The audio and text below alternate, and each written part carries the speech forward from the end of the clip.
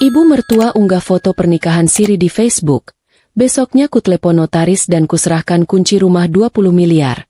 Meninggalkan suamiku tanpa harta sepeser pun. Sebelum kita mulai lebih lanjut, yuk, tekan tombol suka, serta tombol subscribe agar tidak ketinggalan kisah menarik lainnya. Dan jangan lupa absen asal kota Bapak Ibu di kolom komentar. Semoga rezeki kita semua dilancarkan, kesehatan kita diberkahi, dan keluarga kita selalu harmonis dalam lindungannya. Amin. Kopi pagiku selalu terasa pas, hitam pekat tanpa sedikit pun gula. Aku Ranti, usiaku 32 tahun, dan aku sedang duduk di teras belakang rumahku, menatap kolam renang yang airnya pagi ini tenang sekali, hampir seperti cermin. Dari tempatku duduk, aku bisa melihat taman anggrek yang kurawat dengan sepenuh hati. Kata orang, rumah yang kutempati ini harganya 20 miliar. Angka yang fantastis, tapi buatku, rumah ini adalah segalanya, tempatku tumbuh, dan tempatku membangun mimpi. Aku sudah menikah dengan Bima, suamiku, selama 8 tahun. Bima 3 tahun lebih tua dariku, usianya 35. Kami bertemu saat aku sedang magang di kantornya, dan dia adalah manajer yang sedang naik daun. Singkat cerita, kami menikah, dan Bima pindah ke rumahku. Ya, rumah ini 100% milikku, peninggalan utuh dari almarhum papa. Bima datang hanya membawa koper dan cintanya. Setidaknya, dulu aku yakin dia membawa cinta. 8 tahun ini, hidupku terasa sempurna di permukaan. Aku berhenti dari pekerjaanku sebagai desainer interior untuk fokus mengurus rumah sebesar ini. Bima, karirnya makin meroket. Dia sekarang direktur di perusahaannya. Dia gagah, bicaranya santun, dan dia adalah tipe suami yang akan membuat iri semua teman arisanku. Kami belum dikaruniai anak, tapi kami punya segalanya. Rumah mewah, 2 mobil Eropa di garasi, dan jadwal liburan rutin ke luar negeri.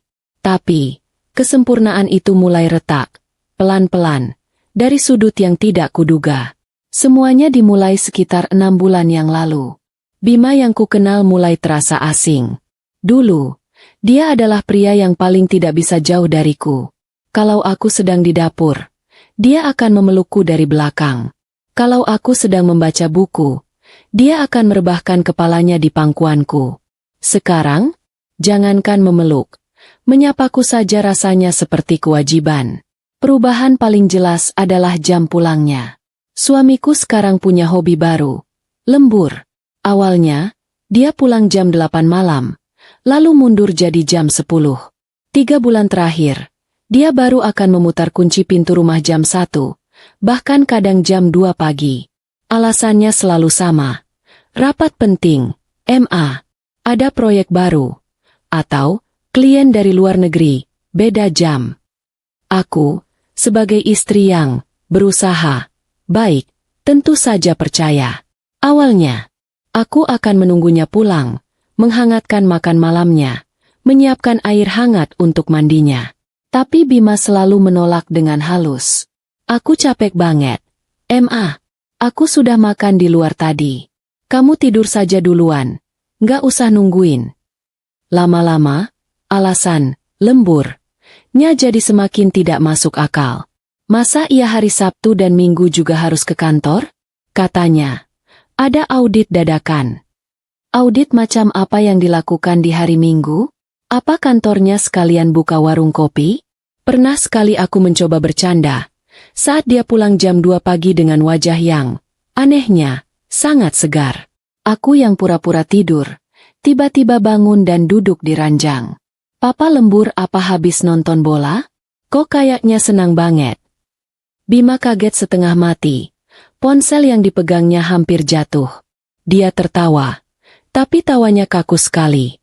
Kamu ini, MA, ya lembur. Lah, masa cari hiburan lain? Entah kenapa, kata, hiburan lain, itu menusuk telingaku. Belum lagi soal ponselnya. Ponsel Bima sekarang sudah seperti arsip rahasia negara, tidak boleh disentuh sembarangan. Dulu, ponselnya sering tergeletak di meja kopi, aku bebas memakainya kalau mau pesan makanan daring. Sekarang, Ponsel itu tidak pernah lepas dari genggamannya. Kalau dia mandi, ponselnya ikut masuk kamar mandi, katanya, sambil dengerin berita. Sejak kapan suamiku yang hobinya main golf jadi suka dengar berita di kamar mandi? Kata Sandi, ponselnya juga diganti. Aku tahu karena pernah sekali aku iseng membukanya. Mau melihat jam. Ternyata polanya sudah berubah. Saat kutanya, jawabannya santai. Oh iya, itu diganti sama orang IT kantor. MA, wajib. Katanya demi keamanan data perusahaan. Begitu ya? Keamanan data perusahaan sampai segitunya. Aku berusaha keras membuang semua pikiran negatif. Aku benci diriku yang mendadak jadi pencuriga. Aku mencoba meyakinkan diriku sendiri. Bima mungkin memang sedang stres di kantor. Pria di usia 35 tahun memang sedang di puncak ambisinya. Wajar kalau dia fokus bekerja. Mungkin aku yang terlalu sensitif. Mungkin aku yang kurang perhatian. Aku mencoba mengubah penampilanku. Aku mulai rajin ke salon. Mencoba perawatan wajah yang harganya bikin dompet menangis. Aku membeli beberapa baju tidur baru yang sedikit berbeda dari biasanya. Aku berharap Bima akan sadar. Akan memujiku seperti dulu. Apa hasilnya? Nil. Dia cuma melirikku sekilas dan bilang, Mama cantik, tapi aku ngantuk banget. Besok pagi harus berangkat pagi. Lalu dia membalikan badan dan tidur memunggungiku. Rasanya seperti disiram air es. Kami tidur seranjang. Tapi di antara kami terasa ada lautan yang sangat dalam. Yang paling membuatku sedih bukan cuma soal jam pulangnya, atau ponselnya yang rahasia, tapi sikapnya. Dia ada di rumah, tapi jiwanya tidak ada. Saat kami makan malam bersama, kalau kebetulan dia pulang cepat, matanya tidak pernah lepas dari layar ponsel. Aku bercerita soal tamanku, soal teman arisanku, dia hanya menjawab, oh ya, atau, bagus, deh. Dia sudah tidak pernah menanyakan hariku. Dia sudah tidak pernah tertawa lepas melihat kelakuanku yang kadang konyol. Dulu, aku sering salah membedakan jahe dan lengkuas kalau memasak. Bima akan tertawa terbahak-bahak sambil bilang, "Gak apa-apa, MA. Yang penting masaknya pakai cinta." Sekarang, aku memasak makanan kesukaannya. Dia hanya makan 2-3 suap. Aku lagi gak selera. MA. Asam lambungku kumat. Asam lambung? Sejak kapan dia punya asam lambung? Yang aku tahu, dia punya lambung karet yang bisa menampung apa saja. Di depan teman-teman dan keluarga besar, Bima masih memainkan perannya dengan sempurna. Dia akan menggenggam tanganku, merangkul pinggangku, dan memamerkan aku sebagai istri kesayangannya. Tapi begitu kami di mobil dalam perjalanan pulang, tangannya akan lepas. Dan keheningan yang canggung akan mengisi mobil mewah kami. Aku memilih diam. Bukan karena aku bodoh. Atau karena aku tidak sadar ada yang salah. Aku diam karena aku takut. Aku takut kalau kecurigaanku benar. Aku takut kalau aku bertanya. Dan jawabannya adalah sesuatu yang tidak sanggup kudengar. Aku takut kehilangan keutuhan rumah tangga yang selama ini kubanggakan. Di usiaku yang 32 tahun, aku tidak mau menyandang status janda. Kegelisahan ini mulai merusak tidurku. Berat badanku turun 3 kilo dalam sebulan. Aku jadi sering melamun. Para asisten rumah tangga di rumah ini pasti sadar. Tapi mereka tidak berani bertanya. Kopi di cangkirku sekarang sudah benar-benar dingin. Warnanya hitam pekat. Dan rasanya pahit sekali. Persis seperti apa yang kurasakan di dalam hatiku. Pagi ini Bima pamit lagi. Katanya, ada urusan mendadak keluar kota. Dia mencium keningku sangat cepat. Ciuman yang terasa hambar, seperti formalitas belaka. Aku menatap punggungnya yang tegap menghilang di balik pintu. Rumah 20 miliar ini tiba-tiba terasa sangat hampa dan dingin. Hening sekali. Aku sendirian. Lagi. Untuk mengusir sepi, kuambil ponselku. Niatku cuma satu, melihat-lihat kabar teman di media sosial. Mencari sedikit hiburan. Aku tidak tahu bahwa hiburan yang kucari pagi ini justru akan menjadi awal dari badai terbesar dalam hidupku. Aku punya satu hiburan lain selain taman anggrekku yaitu ibu mertuaku. Namanya Ibu Ratih, tapi jangan panggil dia Oma atau Nenek kalau tidak mau kena semprot. Usianya 58 tahun, tapi jiwanya mungkin masih merasa 28 tahun, lengkap dengan segala dramanya. Ibu Ratih ini adalah alasan kenapa aku sangat paham alur cerita sinetron di televisi. Berinteraksi dengannya setiap minggu sudah seperti menonton episode baru.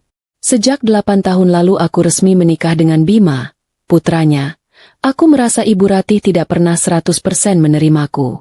Aku tahu sekali alasannya.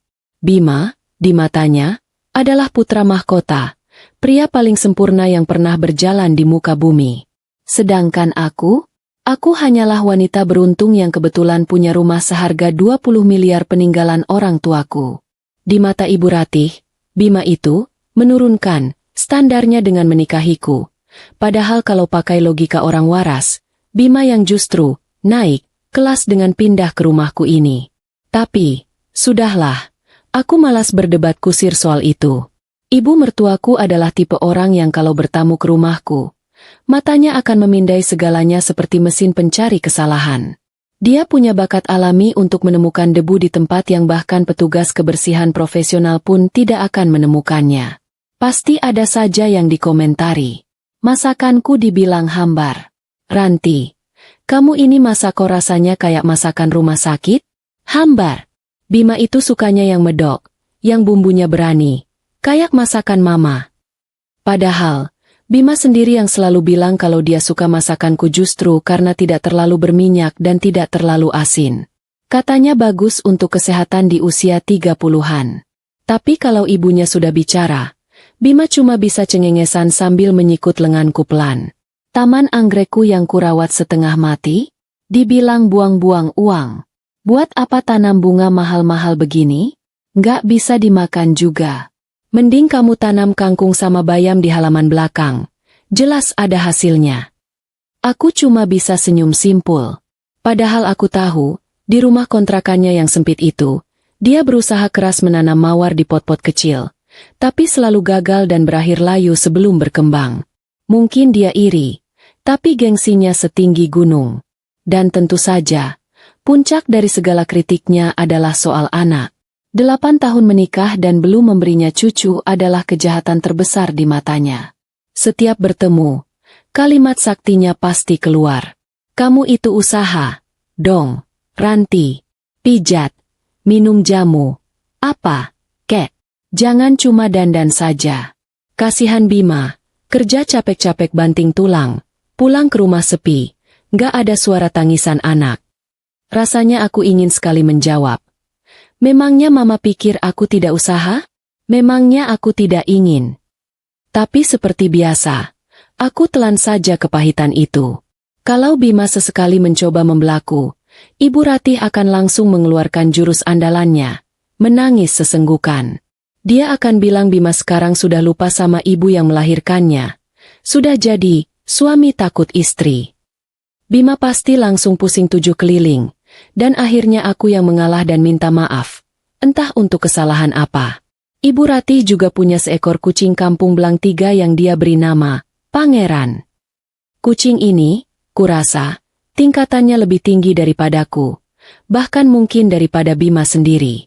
Ibu Ratih bisa meneleponku jam 10 malam, bukan untuk menanyakan kabar anaknya, tapi untuk bertanya apakah aku punya stok ikan tuna kalengan, karena Pangeran mendadak tidak mau makan ayam rebus. Ajaib, memang. Nah, keanehan Bima yang mulai hobi, lembur, dan bersikap dingin itu, entah bagaimana, sepertinya menular ke ibunya. Tapi dalam bentuk yang sangat berbeda. Jika Bima jadi sedingin es, Ibu Ratih justru jadi sehangat kompor. Hangat yang aneh. Hangat yang bikin bulu kuduku merinding. Semua dimulai minggu lalu. Dia meneleponku sore hari. Biasanya, kalau nama, mama mertua, muncul di layar ponsel, aku harus menarik napas 3 kali dan mengumpulkan mental baja sebelum mengangkatnya. Halo, Ma? Sapaku. Siap mental menerima semprotan hari ini. Halo, Ranti. Sayang. Aku sampai refleks menjauhkan ponsel dari telingaku. Sayang, apa aku tidak salah dengar? Apa ibu mertuaku baru saja memanggilku? Sayang? Ini pertama kalinya dalam 8 tahun. Iya, Ma? Ada apa, Ma? Tanyaku gugup. Gak ada apa-apa. Mama kangen aja. Kok? Kamu lagi apa? Sudah makan? Bima sudah pulang. 3 pertanyaan beruntun penuh perhatian. Ini rekor dunia baru. Biasanya dia menelepon cuma ada 2 alasan. Kalau tidak mau minta uang bulanan, yang sebenarnya Bima transfer rutin, ya pasti mau mengkritik sesuatu yang baru didengarnya dari gosip tetangga. Lagi santai aja. Ma, ini Bima belum pulang. Katanya lembur lagi. Jawabku jujur. Ku dengar helaan napas pelan di seberang sana. Lalu, sesuatu yang tidak terduga terjadi. Oh, lembur. Iya. Bima memang lagi sibuk banget. Ranti, proyeknya lagi besar-besaran di kantor. Kamu yang sabar ya, sayang. Namanya juga suami. Kerja keras cari uang. Ya, buat istri juga. Aku terdiam 1000 bahasa. Dia membelaku. Dia menyuruhku sabar dengan nada yang sangat lembut. Dunia sedang terbalik atau bagaimana? Iya, Ma. Aku ngerti, kok. Jawabku kaku. Baguslah kalau kamu ngerti. Kamu istri yang baik. Ya sudah, jangan lupa jaga kesehatan, ya. Kamu itu istri satu-satunya Bima. Harus kuat. Telepon ditutup. Aku menatap layar ponselku dengan tatapan kosong. Istri satu-satunya? Memangnya Bima punya istri berapa? Ah, mungkin itu cuma kiasan orang tua. Tapi pujian, istri yang baik, dan panggilan, sayang, itu terasa sangat ganjil. Rasanya seperti makan durian tapi baunya stroberi. Aneh sekali. Keanehan tidak berhenti di situ. 2 hari kemudian, dia menelepon lagi. Kali ini pagi-pagi sekali. Saat aku sedang mengurus anggrek bulanku yang baru mekar. Ranti, Mama barusan masak rendang. Enak banget. Bumbunya pas. Mama kirim pakai ojek daring. Ya, buat makan siang Bima. Dia pasti suka banget. Lagi-lagi aku bingung. Seumur-umur, Ibu Ratih tidak pernah repot-repot memasak untuk kami. Biasanya dia yang minta dikirimi makanan dari rumahku, dengan alasan, makanan di rumahmu kan enak-enak, Ranti. Aduh, Ma, nggak usah repot-repot. Nanti aku bisa masak. Bima juga kayaknya hari ini. Sudah, Mama sudah pesan ojeknya. Kamu tinggal terima saja di rumah. Bima itu harus dijaga makannya. Jangan sampai telat. Dia itu suka banget rendang buatan Mama. Apalagi kalau disuapin sama Sari. Hening seketika. Aku mengernyitkan dahi. Tanganku yang sedang memegang gunting tanaman berhenti bergerak. Sari. Terdengar suara orang gelagapan di seberang sana. Aduh. Maksud Mama. Ranti. Iya. Ranti. Aduh. Mama ini kok salah sebut terus. Ya. Maklum. Tadi Mama lagi nonton sinetron di televisi. Nama pembantunya itu si Sari. Jadi ke bawah-bawah. Deh. Aku tertawa kecil. Berusaha mencairkan suasana. Mama ini ada-ada saja. Nonton sinetron sampai ke bawah ngomong begitu. Hehehe. Iya, Ranti. Maklum. Ya, sudah tua. Sudah mulai pikun. Ya sudah. Ditunggu ya rendangnya. Nanti bilang Bima. Khusus dari Mama. Sudah dulu. Ya, sayang. Assalamualaikum. Telepon ditutup lagi. Lebih cepat dari sebelumnya. Sari. Nama itu terngiang sekilas di kepalaku. Sari siapa? Aku tidak punya teman dekat bernama Sari. Sepupu Bima juga rasanya tidak ada yang namanya Sari. Ah, sudahlah. Benar kata Ibu Ratih. Paling-paling nama tokoh sinetron. Ibu mertuaku itu memang penggemar berat drama azab di jam makan siang. Rendang itu datang setengah jam kemudian. Aromanya memang enak. Kebetulan sekali, hari itu Bima pulang cepat. Kalau bisa dibilang cepat. Jam 8 malam dia sudah di rumah. Sebuah kemewahan bagiku akhir-akhir ini. Wah, rendang. Kamu masak, Ma? Tanya Bima. Matanya terlihat sedikit berbinar. Dia memang suka rendang. Bukan. Dari Mama. Kataku sambil menyendok nasi ke piringnya. Seketika, raut wajah Bima berubah total. Binar di matanya hilang. Dia meletakkan sendoknya pelan. Mama. Tumben banget. Iya. Tadi pagi telepon. Katanya kangen masakin kamu. Dimakan, Gih. Bima terlihat gugup. Entah kenapa dia terlihat gugup. Dia mengambil rendang itu sedikit sekali. Seujung sendok. Seperti takut keracunan. Kamu tahu, Ma. Asam lambungku kan lagi sering kumat akhir-akhir ini. Rendang ini. Kayaknya terlalu berminyak. Aku makan sayur bening aja, deh. Lagi-lagi alasan asam lambung. Padahal tadi matanya jelas-jelas bernafsu melihat rendang itu. Sejak kapan pula dia punya riwayat asam lambung? Yang aku tahu, dia punya lambung dari karet yang bisa menampung apa saja, kapan saja. Oh, ya sudah. Nggak usah dipaksa kalau nggak mau. Aku merasa sedikit kesal. Bukan kesal pada Bima, tapi pada rendang itu. Mubazir sekali. Malam itu Bima mandi lebih lama dari biasanya. Saat dia keluar dari kamar mandi, aku pura-pura sibuk membaca majalah di ranjang. Tapi dari sudut mataku, aku tahu dia sedang mengetik sesuatu di ponselnya dengan sangat cepat di sudut kamar. Seperti orang yang sedang panik membalas pesan penting. Sikap aneh Bima dan sikap aneh Ibu Rati ini mulai membentuk sebuah pola yang kusut di kepalaku. Mereka berdua seperti sedang ada di satu tim yang sama, dan aku adalah penonton yang tidak mengerti aturan mainnya. Ibu Ratih yang mendadak jadi super baik dan penuh perhatian.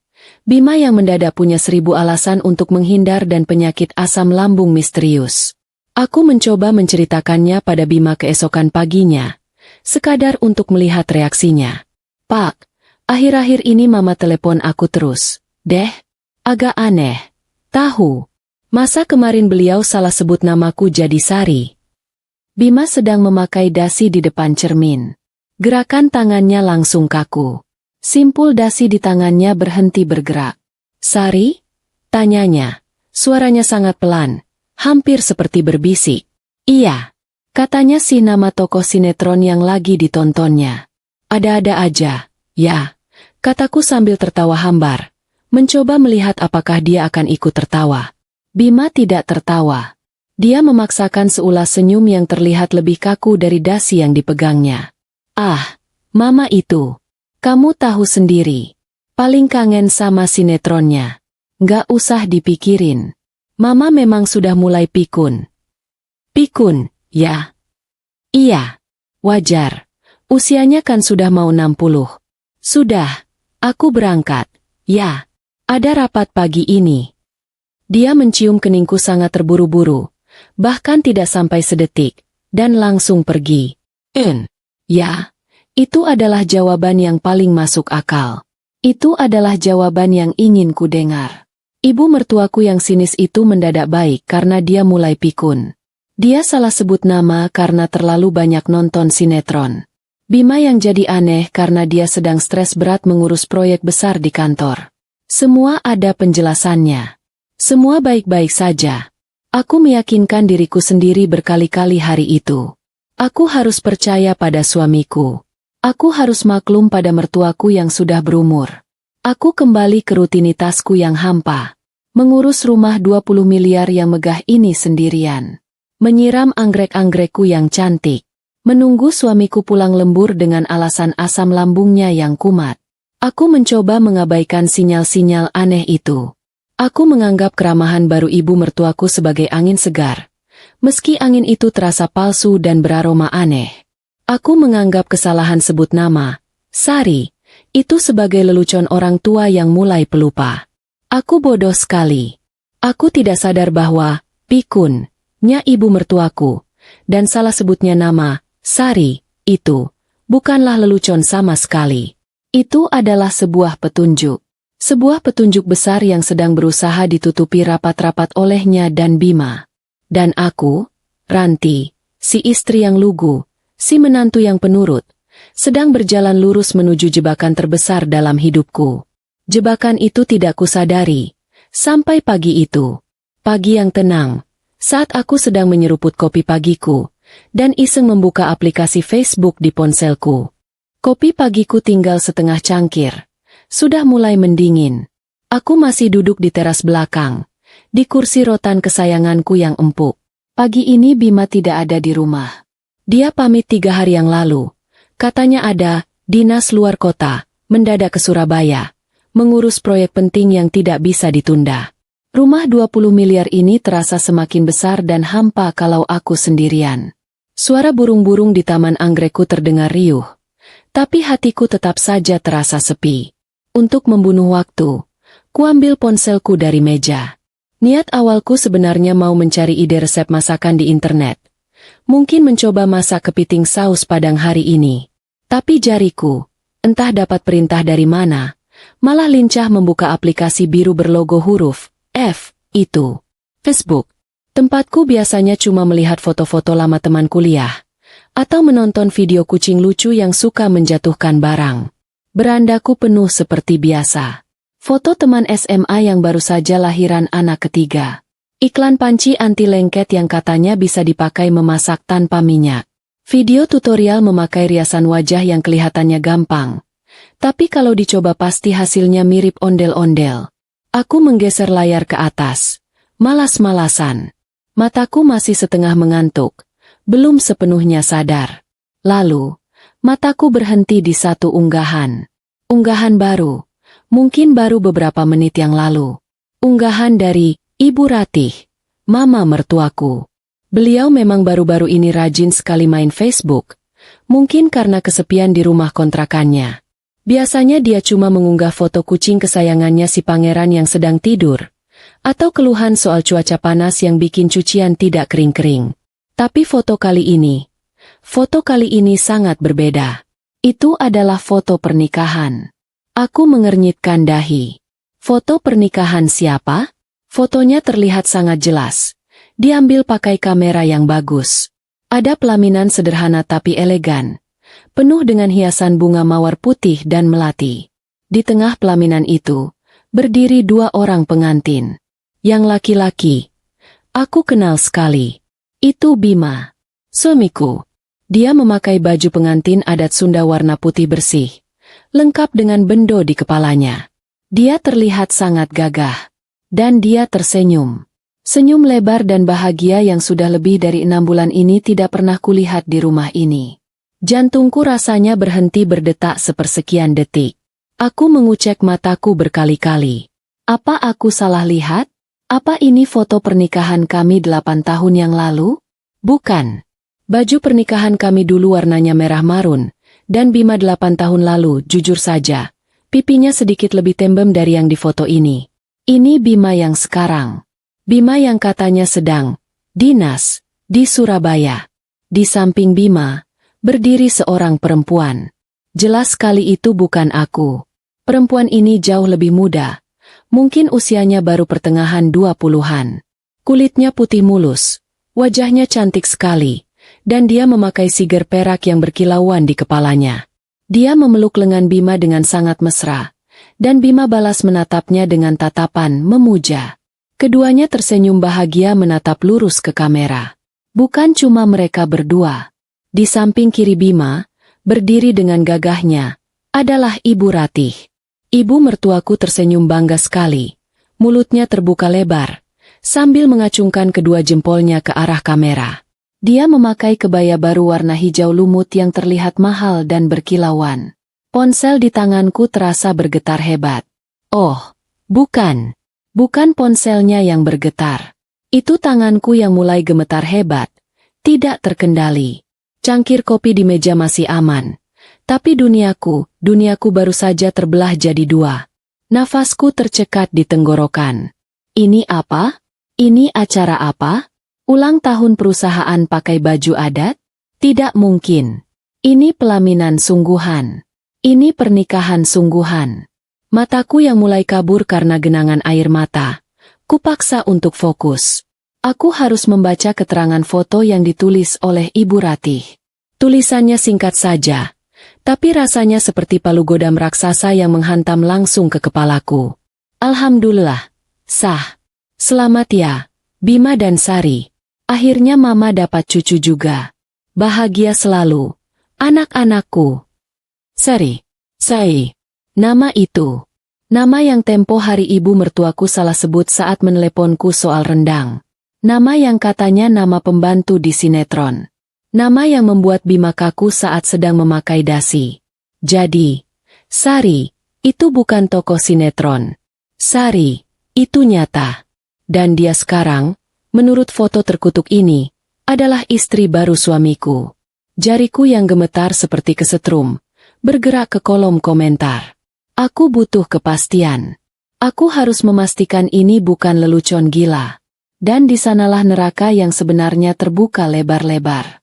Kolom komentar itu sudah ramai. Padahal fotonya baru diunggah. Tante Bima dari kampung berkomentar. Loh, Buk Ratih? Ini Bima nikah lagi? Bukannya istrinya sudah ada, si Ranti. Dan Ibu Ratih, dengan bangganya, membalas komentar itu cepat sekali. Tidak apa-apa, Budhe. Daripada zina. Ini nikah siri, sudah sah secara agama. Yang penting bisa kasih cucu buat Mama. Teman arisan Ibu Ratih ikut berkomentar. Wah, cantik sekali istri barunya, Jeng Ratih. Selamat, ya. Akhirnya Bima punya keturunan juga. Lagi-lagi Ibu Ratih membalas. Iya, dong, Jeng. Namanya Sari. Lagi hamil muda. Makanya buru-buru diresmikan. Hehe. Hamil muda. Hamil. Muda. Dua kata itu seperti belati tajam yang menancap lurus di ulu hatiku. Lalu diputar-putar. Jadi ini alasannya. Ini alasan Bima selalu lembur. Sampai jam 2 pagi. Ini alasan dia punya penyakit. Asam lambung. Misterius. Ini alasan dia tidak pernah lagi menyentuhku. Dia bukan lembur di kantor. Dia lembur di rumah yang lain. Dia sibuk membuat anak dengan perempuan lain. Dan Ibu Ratih, ibu mertuaku. Dia tahu. Tentu saja dia tahu. Dia ada di foto itu. Dia yang mengunggahnya. Semua keanehannya minggu lalu kini jadi masuk akal. Panggilan, sayang, yang palsu itu. Kiriman rendang yang tiba-tiba.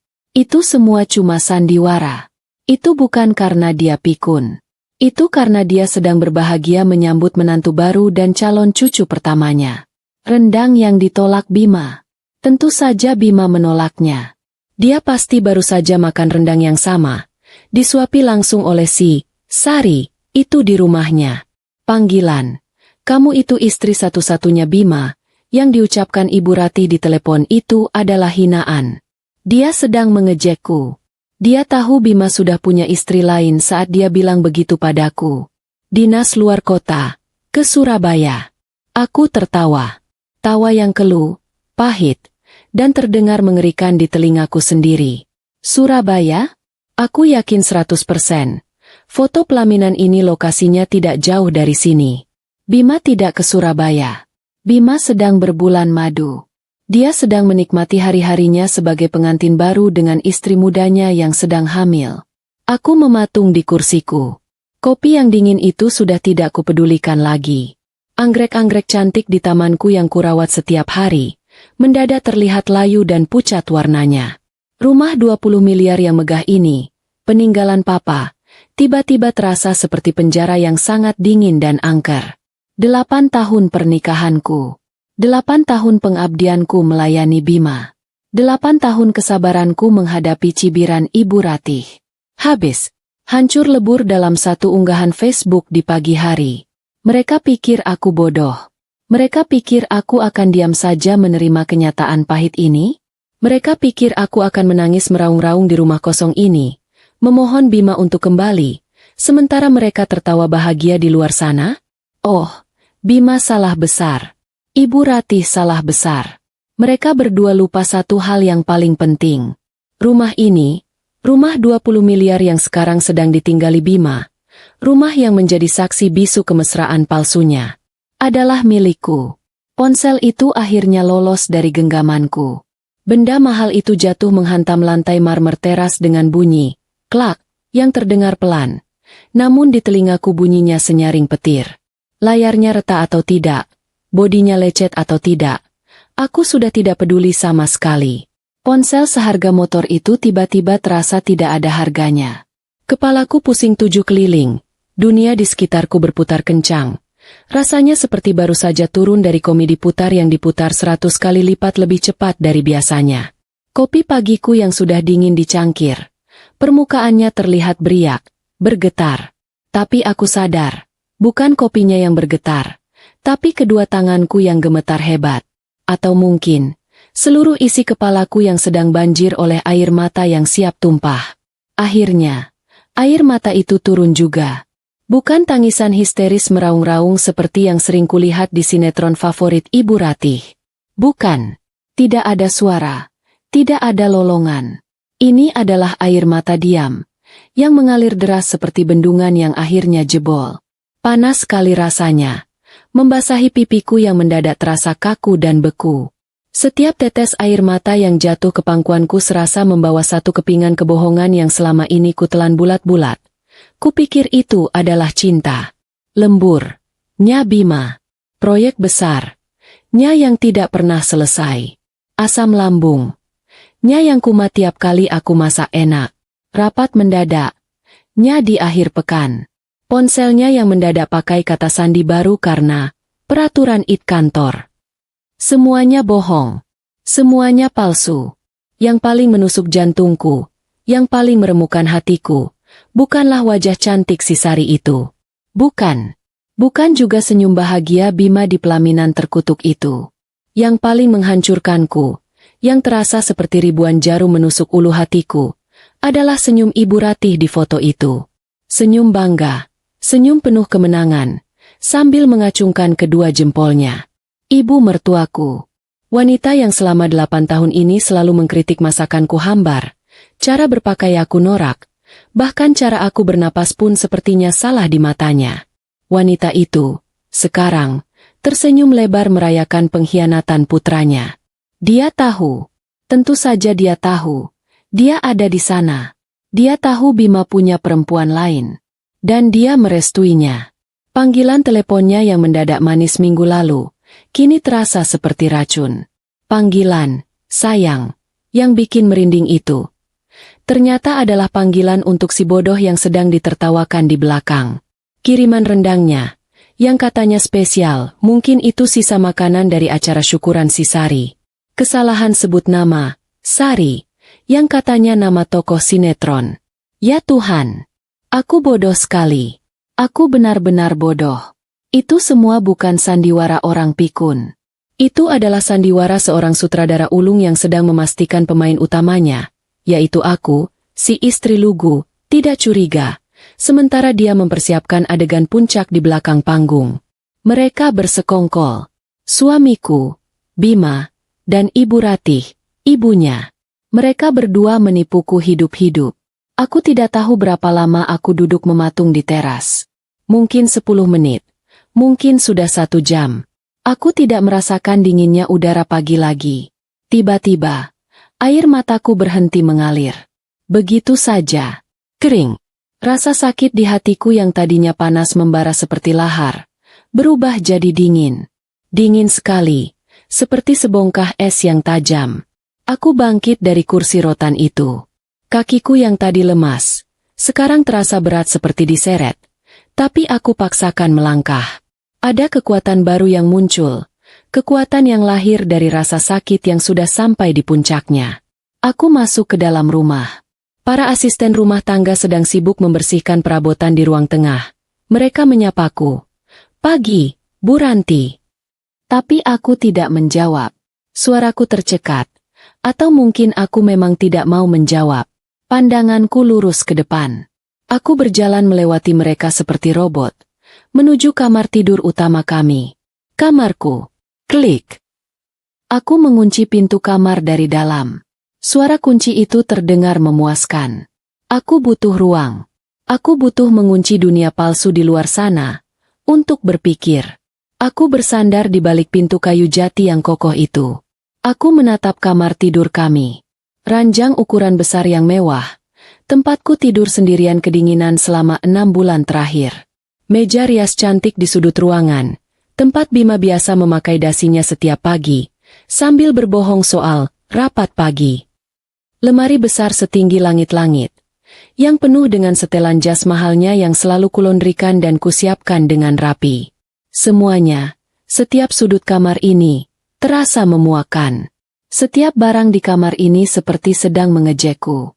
Aku berjalan pelan ke cermin besar yang menempel di pintu lemari. Aku menatap pantulanku sendiri.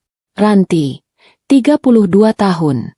Wajahku pucat pasi, mataku bengkak dan merah, rambutku sedikit berantakan. Ini, ya? Ini hasil dari 8 tahun pengabdianku? Ini wajah perempuan yang baru saja dibuang suaminya? 8 tahun aku melayani Bima. Menyiapkan bajunya setiap pagi, memasak makanan kesukaannya, memijat punggungnya kalau dia bilang, capek lembur. Yang ternyata lembur bohongan di pelukan perempuan lain. 8 tahun aku sabar-sabarin hatiku menerima hinaan dan cibiran Ibu Ratih soal belum punya anak. Aku diam saat Bima mulai dingin dan menjauh. Aku ini istri atau pembantu gratis plus-plus? Kalau dihitung-hitung, gajiku selama 8 tahun jadi istri baik, ini berapa? Aku sudah mengorbankan karirku, waktuku, hatiku. Rasanya aku ingin sekali mengirim tagihan ke Bima. Tagihan lengkap dengan bunga, denda keterlambatan, dan biaya sakit hati yang tidak ternilai. Mereka pasti sedang meremehkanku di luar sana. Bima, Sari, dan Ibu Ratih. Trio bahagia itu.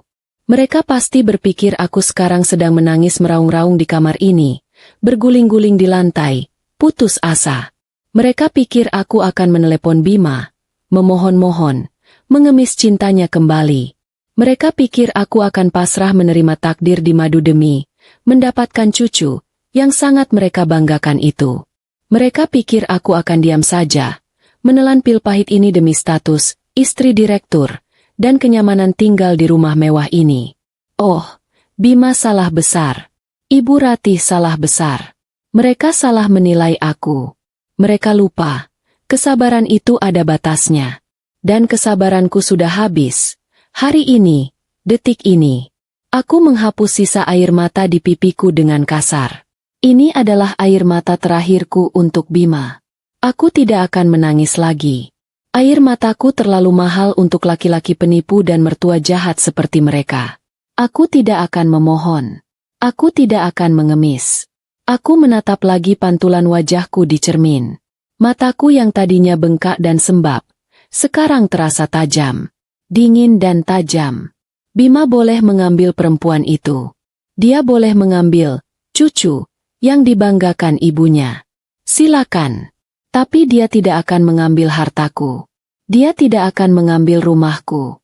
Dia tidak akan mengambil masa depanku. Mereka lupa satu hal yang paling penting. Bima datang ke rumah ini 8 tahun lalu hanya membawa 1 koper berisi pakaiannya. Dia membangun karirnya, status sosialnya, kenyamanannya, semua di atas pondasi milikku. Di atas rumah peninggalan papaku. Aku akan memastikan, dia juga akan pergi dari rumah ini. Mungkin tanpa koper sama sekali. Tangisku sudah habis. Air mataku sudah mengeras, berubah jadi baja. Aku mengambil ponselku yang tadi tergeletak di teras. Ternyata tadi sempat kuambil lagi tanpa sadar saat berjalan masuk. Benda ini bukan lagi sumber sakit hatiku. Benda ini sekarang adalah senjataku. Aku tidak mencari nomor Bima. Aku tidak sudi mendengar suaranya. Jariku menggeser layar, mencari satu nama di kontakku. Nama yang akan memulai segalanya. Aku masih di dalam kamar yang terkunci. Tapi aku tidak lagi bersandar di pintu atau menatap cerminku dengan nanar.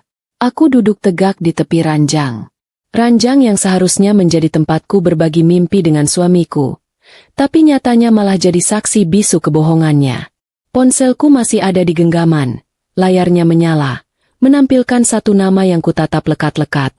Pak Danu, notaris. Jariku melayang di atas tombol panggil. Getaran di tanganku yang tadi hebat seperti badai, kini sudah lenyap tak berbekas. Yang tersisa adalah dingin. Dingin yang aneh. Dingin yang membuat segalanya terasa sangat jelas dan fokus. Aku tidak sedang gegabah. Aku tidak sedang emosi. Ini adalah sebuah keputusan bisnis. Keputusan paling penting dalam hidupku. Sebelum jariku menekan tombol itu, aku teringat sesuatu. Sesuatu yang sangat penting, yang menjadi pondasi dari semua rencanaku. Aku teringat almarhum Papa. Bertahun-tahun yang lalu, saat aku akan menikah dengan Bima, Papa memanggilku ke ruang kerjanya. Papa menaruh sertifikat rumah ini di atas meja. Sertifikat tebal berwarna hijau. "Ranti," kata Papa waktu itu. Suaranya tenang tapi penuh wibawa. "Kamu akan menikah." Papa ikut bahagia. "Tapi rumah ini, rumah tempat kamu lahir dan besar, akan tetap jadi milikmu." Aku ingat, waktu itu aku sempat sedikit protes. "Tapi, Pak, kan nanti jadi milik kami berdua? Milik Ranti dan Mas Bima." Papa menggeleng pelan. "Bukan. Ini punyamu. Murni atas namamu. Ranti Handayani. Ini warisan Papa buat kamu, bukan buat suami kamu. Harta gonogini itu rumit. Nak, yang ini, punya kamu. Jaga-jaga." Dulu, aku pikir Papa kolot. Aku pikir Papa tidak percaya 100% pada Bima. Tapi 8 tahun kemudian, di kamar yang sama, di rumah yang sama, aku baru sadar. Itu bukan kolot. Itu adalah cinta. Itu adalah kebijaksanaan seorang ayah yang melihat jauh ke depan, yang melindungi putrinya bahkan dari liang kuburnya. Jaga-jaga. Nya Papa, terjadi hari ini. Aku menarik napas panjang, lalu menghembuskannya perlahan. Cukup kenangannya. Sekarang waktunya bertindak. Jariku menekan tombol panggil. Tut-tut. Suara nada sambung terdengar di telingaku. Rasanya seperti genderang perang yang baru saja kutabuh sendiri. "Halo, selamat pagi. Dengan Danu di sini." Suara di seberang sana terdengar ramah, profesional, dan sedikit kaget. Wajar, aku jarang sekali menelepon notarisku di jam sepagi ini. "Pagi, Pak Danu. Ini Ranti," kataku. Suaraku sendiri terdengar asing di telingaku. Datar, dingin, dan tidak ada getaran sama sekali. Sepertinya pita suaraku ikut membeku bersama air mataku tadi. "Oh, Ibu Ranti. Selamat pagi, Bu. Tumben sekali. Ada yang bisa saya bantu, Bu? Dokumen atau?" Pak Danu sepertinya bingung. Aku tidak memberinya waktu untuk berbasa-basi. Aku tidak punya waktu untuk itu. "Pak Danu," kataku, langsung ke intinya. "Saya mau jual rumah saya." Hening. Di seberang sana tidak ada jawaban selama beberapa detik. Aku bisa membayangkan Pak Danu, pria parubaya berkacamata tebal itu, pasti sedang mengernyitkan dahi. Mungkin dia pikir sambungan teleponnya terputus. "Maaf, Bu Ranti, bisa diulang?" Barusan suaranya. "Saya mau jual rumah saya." Kuulangi, kali ini lebih pelan dan lebih jelas. "Rumah yang saya tempati sekarang. Yang di Pondok Indah." Apa, Bu?" Suara Pak Danu naik beberapa oktav. Jual rumah? Rumah yang 20 miliar itu. Bu, kenapa mendadak sekali? Apa ada masalah dengan Pak Bima?" Tentu saja ada masalah. Masalahnya besar sekali. Masalahnya sedang hamil muda dan baru saja sah secara agama. Tapi aku tidak akan menceritakan itu padanya. "Tidak ada masalah apa-apa, Pak," jawabku, masih dengan nada datarku. "Saya cuma mau jual. Cepat. Secepat mungkin. Kalau bisa, minggu ini juga laku." Pak Danu terbatuk di seberang sana. "Minggu ini, Bu? Ibu Ranti, ini bukan jual kacang rebus. Ini aset 20 miliar. Butuh proses, Bu. Iklan, penawaran, belum lagi." "Saya tidak mau pakai iklan." Potongku cepat. "Pak Danu, ingat Pak Haryono? Investor properti yang botak itu. Yang 3 tahun lalu ngebet sekali mau beli rumah ini? Yang katanya mau bikin galeri seni di sini? Yang waktu itu ditolak mentah-mentah sama Bima." "Pak Haryono." "Sebentar, Bu. Saya cek catatan saya." Terdengar suara kertas dibolak-balik. Ah, iya, Pak Haryono Wijaya. Betul, Bu. Beliau dulu sangat berminat. Tapi kan Pak Bima bilang. Bima tidak ada urusannya dengan ini, kataku. Kali ini ada sedikit penekanan dalam suaraku. Pak Danu, tolong dicek lagi sertifikat rumah ini. Atas nama siapa? Tentu saja atas nama Ibu. Ranti Handayani binti. Atas nama Ibu sendiri. Warisan murni. 100% milik Ibu. Pak Danu menjawab dengan tegas. Bagus, kataku. Itu artinya saya tidak butuh izin dari siapapun untuk menjualnya, kan? Termasuk dari suami saya. Lagi-lagi hening. Pak Danu pasti sedang mencium ada yang tidak beres. Secara hukum tidak, Bu. Ibu adalah pemilik tunggal yang sah. Ibu punya kuasa penuh. Bagus sekali, kataku. Jadi, tolong hubungi Pak Haryono itu hari ini juga. Bilang padanya, rumah ini saya lepas di harga 20 miliar, tunai. Tidak kurang sepeser pun. Saya yakin dia tidak akan menawar. Dia tahu harga tanah di sini naik gila-gilaan. Baik, Bu Ranti. Akan saya hubungi beliau setelah ini. Tapi, Bu, Ibu yakin 100%? Ini keputusan besar. Aku menatap pantulan diriku di cermin besar di depanku. Wajah pucat, mata bengkak. Tapi di balik semua itu, ada tatapan yang baru. Tatapan yang keras. Saya tidak pernah seyakin ini seumur hidup saya. Pak, tolong urus secepatnya. Dan satu hal lagi, Pak Danu. Iya, Bu. Tolong, jangan hubungi suami saya. Jangan beritahu Bima soal ini. Transaksi ini, antara saya dan Bapak, dan Pak Haryono. Mengerti? Terdengar helaan napas berat dari seberang. Saya mengerti, Bu Ranti. Saya notaris Ibu. Saya bekerja untuk Ibu. Akan saya laksanakan. Terima kasih, Pak Danu. Saya tunggu kabar baiknya secepatnya. Klik. Aku menutup telepon. Aku meletakkan ponselku di meja rias. Selesai. Langkah pertama sudah diambil. Suasana di kamar tidur mewah ini tiba-tiba terasa berbeda. Bukan lagi kamar yang angker dan memuakan. Ini adalah ruang komando. Ini adalah markas tempatku menyusun strategi. Aku berdiri, berjalan pelan ke jendela besar yang menghadap ke taman anggrekku. Di luar sana, matahari sudah mulai naik. Sinarnya mulai menghangatkan. Aku jadi penasaran. Apa yang sedang dilakukan Bima, Ibu Ratih, dan si Sari itu sekarang? Mungkin mereka sedang sarapan bersama di rumah kontrakan baru mereka. Tertawa-tawa bahagia. Mungkin Ibu Ratih sedang mengelus-elus perut si Sari, membayangkan cucu pertamanya. Mungkin Bima sedang menyuapi istri barunya. Penuh cinta. Mereka sedang merayakan kemenangan mereka. Mereka tidak tahu, di Pondok Indah, aku, Ranti Handayani, baru saja mencabut fondasi rumah yang selama ini menopang kemewahan mereka. Aku tersenyum.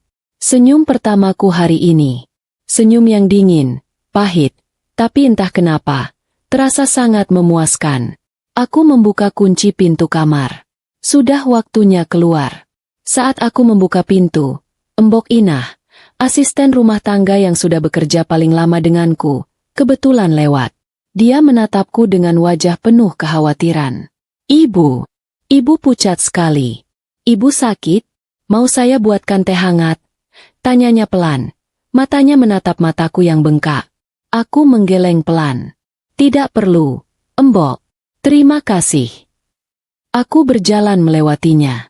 Tapi, Bu. Aku berhenti melangkah, tapi tidak menoleh. Embok Inah, kataku. Suaraku masih sedingin tadi. Tolong panggilkan semua yang bekerja di rumah ini.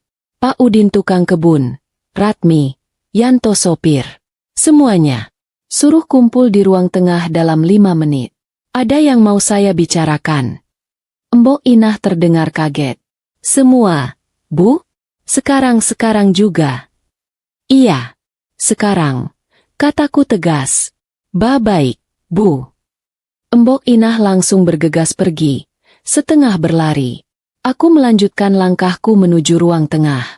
Ada banyak hal yang harus kupersiapkan sebelum rumah ini laku. Dan aku butuh bantuan mereka semua. 5 menit kemudian, aku sudah duduk di sofa bludruku yang paling mahal di ruang tengah. Di depanku, Embok Inah, Ratmi si tukang masak, Pak Udin tukang kebun, dan Yanto sopir, berdiri menunduk. Wajah mereka tegang. Aku bisa merasakan kebingungan mereka. Dikumpulkan mendadak di jam kerja begini oleh nyonya rumah yang matanya bengkak. Pasti bukan pertanda baik. Mereka mungkin mengira aku akan memarahi mereka karena ada pekerjaan yang tidak beres. Aku menatap mereka satu persatu. Mereka adalah orang-orang baik yang sudah menemaniku bertahun-tahun. Bahkan Embok Inah sudah bekerja sejak aku masih gadis. Mereka lebih mengenalku daripada Bima. Saya kumpulkan kalian. Aku memulai. Suaraku masih saja datar, tanpa emosi, karena ada kabar yang sangat penting. Mereka semua menahan napas. Aku menarik napas panjang. Saya akan menjual rumah ini. Reaksi mereka persis seperti yang sudah kuduga. Embok Inah memegang dadanya. Matanya terbelalak kaget. Ratmi menutup mulutnya dengan kedua tangan. Pak Udin yang biasanya tegap, bahunya langsung terlihat turun. Hanya Yanto yang tetap diam, tapi rahangnya mengeras. Kalian jangan khawatir soal pekerjaan, lanjutku cepat, sebelum kepanikan mereka pecah. Kalian semua sudah bekerja dengan sangat baik untuk saya. Saya tidak akan melepas kalian begitu saja. Aku meraih 4 amplop tebal yang sudah kusiapkan di laci meja di sampingku. Amplop-amplop ini berisi uang tunai. Ini, kataku sambil menaruhnya di atas meja. Gaji kalian bulan ini, utuh, ditambah pesangon. Masing-masing 6 kali gaji penuh. Kalau tadi mereka kaget, sekarang mereka syok. Mata mereka terbelalak menatap amplop tebal itu. 6 kali gaji adalah jumlah yang sangat besar. Jumlah yang tidak pernah mereka bayangkan akan mereka terima sekaligus. Aku tahu Bima itu pelit urusan bonus ke staf. Tapi aku tidak. Aku butuh kesetiaan mereka. Saya mau minta tolong satu hal terakhir sama kalian. Kataku, nadaku serius. Mereka langsung menatapku, seolah baru tersadar dari mimpi. Rumah ini akan laku cepat. Sangat cepat. Mungkin dalam 1 atau 2 hari ke depan. Saya mau kalian membantu saya berkemas. Mengosongkan rumah ini. Tapi, aku berhenti sejenak, menatap mata mereka satu persatu. Saya mau ini dilakukan diam-diam. Jangan sampai ada yang tahu. Jangan ada satupun tetangga yang curiga. Terutama, jangan sampai Pak Bima tahu. Mereka saling pandang. Udara di ruangan ini terasa semakin berat. Embok Inah, yang paling tua dan paling berani, maju selangkah. Ibu. Suaranya bergetar. Maaf, Nyonya. Apa ibu baik-baik saja? Apa ada masalah sama bapak? Bapak tahu soal ini. Aku menggeleng pelan. Embok enggak perlu tahu masalah saya. Embok cuma perlu tahu, saya sangat butuh bantuan kalian. Anggap saja ini operasi rahasia kita. Kalian tahu di mana kotak-kotak bekas di gudang. Mulai kemas semua barang saya. Pakaian saya, perhiasan saya, barang-barang pecah belah. Semua yang jadi milik saya. Embok Inah menatapku lama. Ada sorot kasihan di matanya. Tapi juga ada sorot kesetiaan. Dia pasti sudah curiga ada yang tidak beres dengan pernikahan tuannya selama berbulan-bulan ini. Dia bukan orang bodoh. Kami siap bantu ibu, kata Mbok Inah akhirnya. Suaranya mantap. Ibu sudah terlalu baik sama kami sekeluarga. Yang lain, melihat Mbok Inah setuju, langsung ikut mengangguk. Siap, Bu, kata Yanto dan Pak Udin hampir bersamaan. Bagus, kataku. Sekarang, ambil pesangon kalian, dan segera mulai bekerja. Prioritaskan barang-barang di kamar saya. Mereka mengambil amplop itu satu persatu, mencium tanganku, lalu bergegas bubar. Operasi senyapku sudah dimulai. Aku kembali ke kamarku yang sudah mulai terasa asing. Aku menunggu. Jantungku berdebar lagi. Tapi kali ini bukan karena sakit hati. Ini debaran karena cemas. Bagaimana kalau Pak Haryono sudah tidak minat? Bagaimana kalau dia menawar dan prosesnya jadi lama? Bagaimana kalau Bima keburu pulang? Ponselku bergetar hebat di atas meja rias tepat jam 11 siang. 3 jam. Hanya 3 jam setelah aku menelepon Pak Danu. Cepat sekali. Nama, Pak Danu Notaris, muncul di layar. Tanganku sedikit gemetar saat mengangkatnya. Halo, Pak Danu. Sapaku, berusaha terdengar tenang. Bagaimana kabarnya? Luar biasa, Bu Ranti. Suara Pak Danu di seberang sana terdengar hampir berteriak saking semangatnya. Aku sampai harus menjauhkan ponsel dari telingaku. Pak Haryono, beliau bahkan tidak menawar sepeser pun.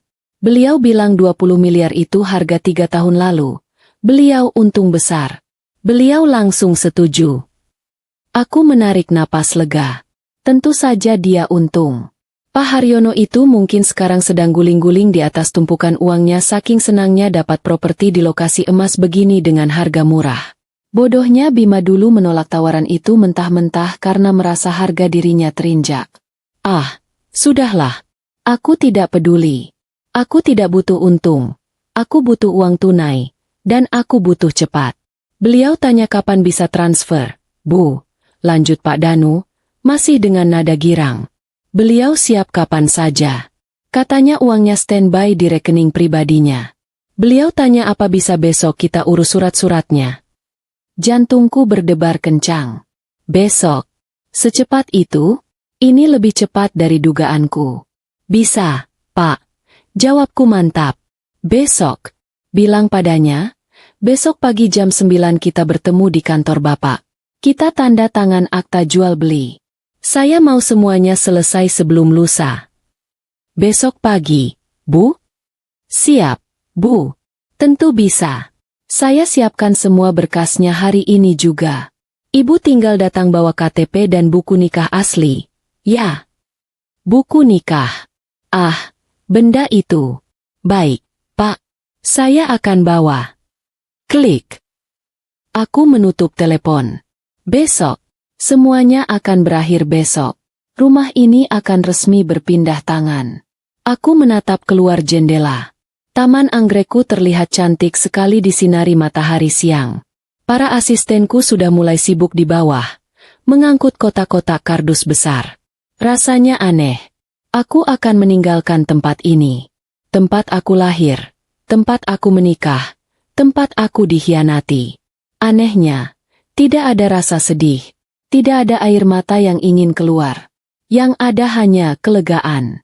Kelegaan yang luar biasa besar. Bima masih di luar kota. Entah di mana. Dia masih bersenang-senang dengan istri barunya. Dia masih menikmati kebohongannya. Dia tidak tahu kalau istananya, tempat dia pulang, tempat dia menaruh semua setelan jas mahalnya yang harganya puluhan juta, besok pagi sudah bukan lagi miliknya. Aku tersenyum tipis. Selamat bersenang-senang, Mas Bima. Pulang nanti. Jangan kaget ya, kalau gembok pagarnya sudah ganti. Pukul 8:30 pagi keesokan harinya, aku sudah duduk rapi di dalam mobil. Yanto menyetir dengan tenang, membawaku menembus kemacetan pagi Jakarta. Aku sengaja tidak ke salon, riasanku tipis saja, hanya untuk menutupi jejak air mata. Tapi aku memakai blus sutra terbaikku dan kacamata hitam besar yang menutupi mataku yang masih menyisakan sedikit bengkak. Di tanganku ada tas jinjing mahal. Tas yang dulu kubeli saat liburan ke Milan bersama Bima. Tas ini sekarang terasa sangat berat. Bukan karena isinya, tapi karena kenangannya. Dulu tas ini kubeli dengan tawa bahagia. Kini aku membawanya untuk menandatangani surat perceraianku secara tidak langsung. Di dalamnya ada KTP-ku. Beberapa dokumen penting, dan tentu saja, buku nikah. 2 buku kecil berwarna merah dan hijau itu. Benda terkutuk yang dulu kuelulukan sebagai bukti cinta suci, kini rasanya seperti barang bukti kejahatan. Pertemuan di kantor Pak Danu berjalan lebih lancar dari yang kubayangkan. Ruangan ber-AC itu terasa dingin, tapi suasana di meja rapat justru sebaliknya. Pak Haryono, Si investor botak yang dulu ditolak mentah-mentah oleh Bima, ternyata orangnya sangat ramah. Dia datang bersama tim hukumnya, tersenyum lebar dari telinga ke telinga, seolah baru saja memenangkan undian besar. Dan memang, dia baru saja menang. Dia tidak banyak bicara, hanya membolak-balik dokumen tebal yang disiapkan Pak Danu dengan cepat, lalu menatapku. "Ibu Ranti, saya turut." Sudahlah," katanya. Sepertinya bingung mau bicara apa tapi matanya berbinar penuh kemenangan. "Saya senang sekali kita bisa bekerja sama. Rumah itu adalah impian saya. Akan saya rawat dengan baik." Aku hanya mengangguk tipis. Tidak peduli dia mau merawatnya atau merobohkannya. "Terima kasih, Pak Haryono. Yang penting prosesnya cepat." Dan memang cepat. Cepat sekali. Tepat jam 10 pagi. Tanda tangan terakhir dibubuhkan di atas meterai. Pak Danu menggeser tumpukan dokumen itu. Akta jual beli sudah sah. Pak Haryono berdiri, menjabat tanganku erat. "Sudah saya transfer, Bu. Real time. Silakan dicek." Ponselku bergetar di dalam tas. Aku mengeluarkannya dengan gerakan yang terasa kaku. Sebuah pesan singkat dari bank masuk. Jantungku rasanya berhenti berdetak sedetik. Angka yang kulihat di layar ponselku begitu panjang, begitu banyak nolnya. Sampai-sampai aku harus membacanya 3 kali untuk meyakinkan diriku. 20 miliar. Tunai. Utuh. Uang itu sekarang ada di rekening pribadiku.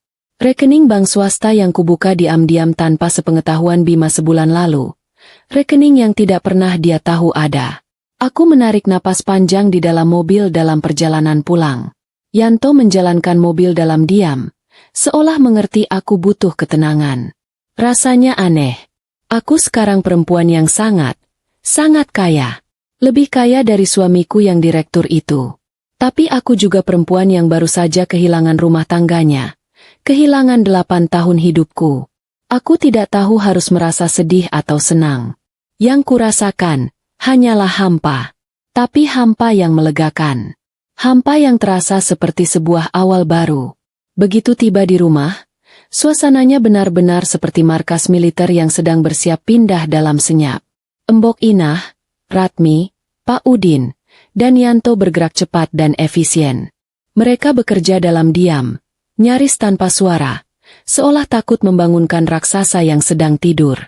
Kotak-kotak kardus sudah menumpuk tinggi di garasi, siap diangkut gelombang terakhir. Operasi senyap. Ini sudah berjalan 48 jam tanpa henti. Sejak kemarin, setelah aku berbicara dengan mereka dan memberi mereka pesangon besar, mereka bekerja tanpa kenal lelah. Yanto sudah bolak-balik mengangkut barang-barangku. Kami tidak menyewa truk pindahan besar yang mencolok dengan logo perusahaan. Kami menyewa 2 mobil box kecil tanpa nama, yang datang di jam-jam sepi. Satu datang jam 3 pagi saat satpam komplek mengantuk. Satu lagi datang jam 1 siang saat komplek sedang lengang-lengangnya. Apa saja yang kuambil? Tentu saja semua milikku. Semua yang bisa membuktikan jejakku di rumah ini. Semua pakaianku. Dari baju tidur sampai gaun pesta termahal. Semua tas dan sepatu mahalku. Tidak ada satupun yang tersisa. Perhiasanku. Semua berlian, emas, dan jam tangan warisan mama, sudah kumasukkan ke brankas kecil dan kubawa sendiri di mobil Yanto. Barang-barang pecah belah porselen anti koleksi mama, lukisan-lukisan mahal di ruang tamu yang dibeli papa, semua kuinstruksikan untuk dibungkus dengan sangat hati-hati. Ini bukan harta Gonogini. Ini hartaku, jauh sebelum Bima datang membawa kopernya. Lalu, apa yang kutinggalkan untuk Bima? Semuanya. Semua miliknya. Aku ingin dia dikelilingi oleh barang-barangnya saat dia sadar dia tidak punya apa-apa lagi. Aku sengaja menyuruh Mbok Inah untuk tidak menyentuh satupun barang milik Bima. Lemari pakaiannya yang besar itu masih penuh sesak. Ratusan kemeja kerjanya yang licin. Puluhan setelan jas impornya yang harganya bisa untuk membeli motor. Koleksi jam tangan mewahnya yang selalu dia pamerkan di laci bludru. Sepatu golfnya yang mengkilap. Stick golfnya yang harganya selangit. Semuanya masih tertata rapi. Biar saja. Biar dia nikmati barang-barang itu. Di rumah yang sudah bukan miliknya. Aku juga meninggalkan semua perabotan besar. Sofa beludru mahal yang sering dia pakai tidur saat pulang pagi. Meja makan jati kokoh tempat dia selalu main ponsel. Tempat tidur mewah kami. Aku tidak mau repot membawanya. Toh, semua itu sudah termasuk dalam kesepakatan jual beli dengan Pak Haryono. Biar Pak Haryono yang pusing membuangnya nanti. Sore itu, rumah 20 miliarku sudah terasa kosong melompong. Gema langkah kakiku terdengar jelas di lantai marmer yang dingin. Hanya tersisa barang-barang Bima yang seperti pajangan di toko mahal yang ditinggal pemiliknya. Ironis. Aku masuk ke kamar tidur kami untuk terakhir kalinya. Kamar utama yang luasnya mungkin setara dengan satu rumah tipe 45. Aku membuka laci nakas di sisi tempat tidur Bima. Kosong. Dia memang tidak pernah menyimpan apa-apa. Aku membuka lemari pakaiannya. Rapi, penuh, tapi terasa mati. Pandanganku lalu jatuh pada satu benda di dinding di atas kepala ranjang. Foto pernikahan kami. Foto itu berukuran sangat besar, dicetak di atas kanvas. Aku dan Bima, tersenyum bahagia di pelaminan 8 tahun lalu. Wajah kami terlihat begitu polos, begitu penuh cinta, begitu naif. Kebohongan. Senyuman itu palsu. Cinta itu palsu. Tanganku meraih foto itu, menariknya paksa dari dinding. Krek. Pakunya terlepas. Bingkai kayu jatinya yang berat hampir membuatku terjatuh. Berat sekali. Seberat bebanku selama ini. Aku meletakkannya di atas kasur yang sudah telanjang tanpa spray. Aku menatap wajah Bima di foto itu. Wajah pria yang kucintai setengah mati. Wajah pria yang juga menghancurkanku sampai tidak bersisa. Aku tidak tahu dari mana kekuatan itu datang. Mungkin dari amarah yang sudah mengkristal. Tanganku terkepal. Dengan sekuat tenaga, aku merobek kanvas tebal itu. Tepat di tengah-tengah wajah kami berdua. Kererek. Bunyinya kasar, memekakan telinga di ruangan yang senyap dan kosong itu. Jauh lebih keras dari dugaanku. Napasku terengah-engah. Debu dari kanvas yang lapuk beterbangan. Puas. Rasanya puas sekali. Lebih puas daripada melihat uang 20 miliar masuk ke rekeningku. Aku mengambil 2 sobekan foto itu. Foto wajahku yang tersenyum bodoh. Dan foto wajahnya yang tersenyum licik. Aku meletakkannya begitu saja di atas lantai marmer yang dingin. Tepat di depan pintu kamar. Biar itu menjadi hal pertama yang dia lihat nanti. Biar itu yang menyambutnya pulang. Sudah semua, Bu. Lapor Mbok Inah dari ambang pintu. Suaranya pelan. Dia pasti mendengar suara robekan tadi. Tapi dia pura-pura tidak tahu. Wajahnya menunjukkan kesedihan. Tapi juga kelegaan. Sudah, Mbok. Jawabku. Suaraku akhirnya bergetar sedikit. Ayo kita pergi. Aku sudah menyewa sebuah apartemen mewah di pusat kota. Apartemen dengan sistem keamanan 3 lapis yang tidak bisa dimasuki Bima begitu saja. Mbok Inah dan Ratmi akan ikut denganku. Mereka lebih memilih ikut aku daripada pulang kampung. Pak Udin dan Yanto, dengan pesangon besar di tangan mereka, akan pulang ke kampung halaman mereka masing-masing. Mereka sudah berjanji akan tutup mulut. Aku berjalan keluar dari rumah itu untuk terakhir kalinya.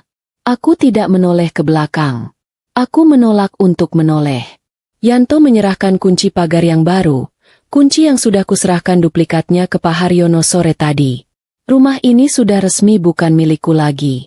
Saat mobil perlahan menjauh dari gerbang, aku melihat Pak Udin sedang mencabut papan nama di depan.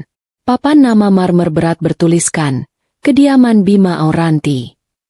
Dia memasukkannya ke tempat sampah. Aku tersenyum tipis. Operasi senyap. Selesai. Bima menyetir mobilnya memasuki komplek perumahan elit itu dengan perasaan campur aduk.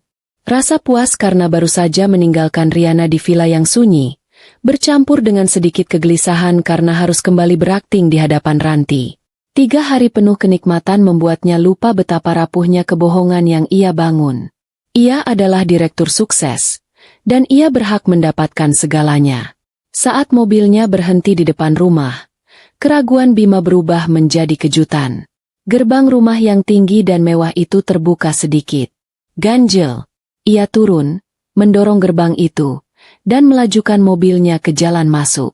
Garasi yang biasanya terisi 2 mobil mewah Ranti dan Yanto, kini kosong melompong. Bahkan motor Pak Udin pun tidak ada. Perasaan tidak enak itu berubah menjadi rasa panik yang dingin. Ia meninggalkan mobilnya begitu saja di depan pintu utama. Pintu utama rumah itu juga tidak terkunci. "Ranti, Embok Inah," panggil Bima. Suaranya terdengar cemas. Yang menjawab hanya gaung suaranya sendiri di dalam ruangan yang gelap dan hampa. Ia meraba saklar. Ketika lampu kristal itu menyala, Bima terpaku. Ruang tamu itu kosong. Sofa beludru, meja antik, karpet tebal, lukisan mahal, semuanya lenyap. Hanya menyisakan bekas noda dan paku di dinding pucat. Napasnya tercekat. Ia berlari ke ruang tengah, lalu ke ruang makan. Kosong. Semua perabotan kecil, hiasan porselen, dan pajangan berharga sudah raib. Ini bukan perampokan. Ini terlalu rapi. Bima berlari ke belakang, ke paviliun asisten rumah tangga. Kamar-kamar mereka bersih. Bahkan kasur lipat dan kompor gas kecil mereka pun tidak ada. Mereka semua pergi. Lutut Bima mulai lemas. Dengan langkah gontai ia naik ke lantai 2, menuju kamar tidur utama. Ia membuka pintu kamar dengan harapan yang tersisa. Kamar itu gelap. Setelah lampu menyala, Bima hanya bisa menatap nanar. Sisi Ranti di kamar itu sudah tuntas dikosongkan. Lemari pakaiannya terbuka lebar. Kosong. Meja riasnya bersih mengkilap. Tanpa setetes parfum pun. Tempat tidur mereka telanjang tanpa spray. Ia melihat ke sisi kamarnya. Semua jas, kemeja, dan koleksi jam tangannya masih tertata rapi. Dia pergi, tapi dia hanya membawa miliknya. Bima roboh, terduduk di lantai marmer yang dingin. Matanya menyapu lantai, dan ia melihat 2 benda yang membuat perutnya mual. Sepotong kertas tagihan listrik, dan 2 sobekan kanvas. Bima merangkak, memungutnya dengan tangan gemetar. Itu adalah foto pernikahan mereka. Sobek tepat di tengah, memisahkan wajah mereka. Simbol terakhir dari pernikahan mereka. Ponselnya bergetar di saku. Nama Ranti. Bima langsung mengangkatnya dengan histeris. Menuntut jawaban atas kekacauan ini, menuduhnya gila. Suara Ranti terdengar. Tenang, datar, tanpa emosi. Ranti mengatakan bahwa ia telah mengambil semua barangnya. Barang-barang warisan orang tuanya. Ranti menyebut nama Sari. Menyebut foto Facebook Ibu Ratih. Kebohongan Bima, yang selama ini ia jaga rapat, kini terbongkar total. Bima mencoba merangkai kata, memohon maaf, berjanji akan meninggalkan Riana. Ranti memotongnya. Nadanya kini setajam pisau. Ia mengatakan Bima tidak perlu kembali. Lalu, Ranti mengucapkan kalimat terakhir yang menghancurkan semua harapan Bima. Rumah 20 miliar itu sudah dijual. Leku. Uang tunainya sudah di rekening Ranti. Bima menjerit. Jeritan itu berasal dari paru-paru dan tenggorokan yang dipaksa keluar. Itu adalah jeritan frustrasi, penyesalan, dan kehilangan yang luar biasa. Ia merangkak ke dinding, memukul-mukul lantai. Ia melempar ponselnya sekuat tenaga. Ponsel mahal itu pecah berkeping-keping di dinding kosong. Ia sendirian. Di dalam rumah raksasa yang dingin dan hampa, rumah yang sudah menjadi milik orang lain. Bima menjerit lagi. Kali ini lebih keras, lebih pilu. Jeritan putus asa seorang pria yang mengira ia punya segalanya. Namun dalam sekejap, ia menyadari bahwa ia baru saja kehilangan semua yang paling berharga. Telepon terputus. Bunyi bip yang menandakan sambungan terputus terasa seperti palu godam terakhir yang menghancurkan semua realitas Bima. Ponselnya yang ia lempar ke dinding kini tergeletak hancur berkeping-keping. Layar retak itu memantulkan cahaya lampu kristal yang menyinari kekosongan rumah. Bima hanya bisa menatap pecahan benda itu, lalu beralih ke 2 sobekan kanvas foto pernikahan yang masih ia genggam erat. Dijual. Kata itu. Hanya 2 suku kata, tetapi mengandung kehancuran total bagi hidupnya. Nggak mungkin, bisiknya. Suaranya parau dan kering. Ia mencoba berdiri, namun lututnya lemas. Ia merangkak, menggunakan kekuatan tersisa di lengannya untuk bersandar pada lemari pakaiannya yang masih penuh. Lemari itu penuh dengan setelan jas mahal, kemeja impor, dan dasi sutra, kini terasa dingin dan mengejek. Semua ini hanya kain.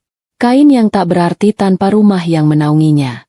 Ia teringat betapa bangganya ia saat membeli jas Armani terbarunya, membayangkan betapa gagahnya ia berjalan di rumah ini, diiringi pujian Ranti. Sekarang, kebanggaan itu hancur menjadi debu. Bima menjerit lagi, tapi kali ini jeritannya tidak lagi berupa amarah, melainkan frustrasi yang murni. Ia menarik kerah kemeja yang ia pakai, meremasnya kuat-kuat, seolah ingin merobek penyesalan yang membakar di dadanya. Ia meraih sobekan foto pernikahan itu lagi. Wajah Ranti. Wajahnya terlihat begitu muda, begitu polos, dan begitu bahagia. Dan ia menghancurkan kebahagiaan itu demi, apa? Demi Riana? Daun muda yang cerewet, manja, dan materialistis, yang sekarang sedang hamil anaknya. Semua ini demi status, ayah, yang sangat didambakan ibunya, dan demi gairah sesaat yang bodoh. Bima mulai menangis. Bukan tangisan keras penuh amarah seperti tadi. Ini adalah tangisan yang menyedihkan, pilu, dan tanpa kendali. Ia menangis terseduh-seduh, seperti anak kecil yang kehilangan mainan kesayangannya. Air matanya membasahi pipi, jatuh ke lantai marmer yang dingin.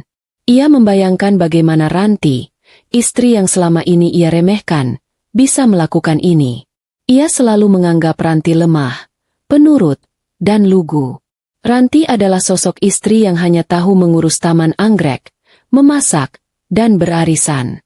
Ia lupa, Ranti Handayani adalah putri dari pengusaha sukses yang membangun kerajaan bisnisnya dari nol. Ranti adalah wanita yang cerdas, yang diam-diam menyimak setiap detail bisnis ayahnya. Ranti bukan wanita bodoh. Ranti hanya wanita yang memilih untuk percaya. Dan ketika kepercayaan itu dikhianati, Ranti tidak memilih drama air mata yang cengeng. Ranti memilih pembalasan yang cerdas dan mematikan. Ranti mencabut fondasi kemapanan Bima, yaitu rumah ini. Bima merangkak dari kamar tidur yang kosong menuju tangga. Ia turun ke bawah, merangkak di lantai marmer yang dingin. Ia tidak peduli lagi dengan citra dirinya. Ia adalah seorang direktur terhormat yang kini merangkak di lantai rumahnya sendiri. Rumah yang sebentar lagi akan menjadi milik orang lain. Ia mencapai ruang tamu. Kosong. Tempat di mana ia biasa menerima klien-klien pentingnya, memamerkan kemewahan dan kesuksesannya. Kini hanya ada Gema. Ia melihat ke dapur, tempat Ranti biasa memasak makanan kesukaannya. Kompor gas, kulkas side-by-side yang mahal, meja granit, semuanya lenyap. Hanya menyisakan dinding kotor dan instalasi listrik yang terbuka. Ranti, kenapa kamu lakukan ini padaku? Kenapa? Bima menjerit ke sudut ruangan. Suaranya pecah. Ia teringat panggilan telepon Ibu Ratih minggu lalu. Ibu Ratih yang mendadak manis, yang salah sebut nama, Sari. Ia teringat tatapan mata Ibu Ratih yang aneh saat mengirim rendang. Ibunya tahu. Ibunya merestui pengkhianatan ini. Dan sekarang, ibunya sendiri yang membuat Ranti murka dan melakukan pembalasan ini. Ibu Ratih. Bima harus menghubungi ibunya. Ibunya pasti bisa membantu. Ibunya pasti akan membela putranya. Bima merangkak ke tempat ponselnya jatuh tadi. Tapi ponsel itu sudah hancur. Ia tidak punya telepon lain di rumah ini. Semua telepon rumah sudah diputus sejak Ranti beralih ke telepon seluler. Bima panik. Ia berlari ke garasi, membuka pintu mobilnya, mencari ponsel kerjanya yang lain. Neil. Ia meninggalkannya di Villa Puncak. Ia harus pergi. Ia harus keluar dari rumah hantu ini. Bima menarik napas dalam-dalam. Ia harus tenang. Ia harus bersikap sebagai direktur sukses yang bisa mengatasi masalah. Ia mencari kunci mobilnya, lalu menyalakan mobil. Mobilnya melaju kencang keluar dari komplek mewah itu, meninggalkan rumah yang gelap dan kosong. Tujuannya hanya satu, rumah Ibu Ratih. Ibunya pasti akan memberinya perlindungan, memberinya uang, dan membantunya membatalkan transaksi gila ini. Setelah menempuh perjalanan yang terasa sangat panjang, Bima tiba di kontrakan kecil ibunya. Ia memarkir mobilnya dengan kasar. "Ma, Mama, bukain, Ma!" teriak Bima sambil menggedor pintu. Ibu Ratih membuka pintu. Wajahnya terlihat kaget. "Bima, kamu kenapa? Nak, kok keringetan begini? Kamu kenapa teriak-teriak?" Bima langsung menerobos masuk. "Mama, Ranti, Ma, Ranti gila.